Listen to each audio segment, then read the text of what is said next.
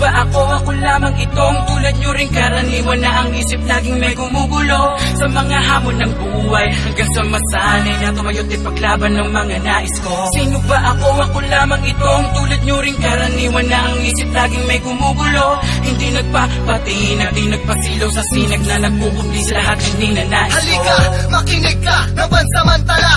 Ako si Jomer, pare kung hindi mo kilala. Ikukwento ko sa'yo ang mga nais kong sabihin. Nanggaling sa wala pero hindi nagpaalipin. Ako ay isang batang nangarap lang noon, mapasa hanggang ngayon, marunong pa rin lumingon. Kung anong meron ako, yun ay aking pinaghirapan. Hindi ko nilimos ang respeto at palakpakan. Pusang ibinigay sa'kin at pinagkaloob, naranasang lumubog, nagtyaga at sa loob ng 7 taong paghihintay, sinanay ang sarili. Di lahat sa'yo ay tunay, meron ding makasarili. Oo, parehas tayong tao, pero hindi ibig sabihin magkatulad tayo. Iba ang natural at sa nagpapakitang tao, iba ang ginagago sa taong nire-respeto. Sino ba ako? Ako lamang itong tulad nyo rin karaniwan na ang isip laging may gumugulo sa mga hamon ng buhay hanggang sa masanay na tumayo't ipaglaban ng mga nais ko. Sino ba ako? Ako lamang itong tulad nyo rin karaniwan na ang isip laging may gumugulo, hindi nagpapatina, di nagpasilaw sa sinag na nagpupubli sa lahat ng ninanais ko. Gusto nilang tapakan,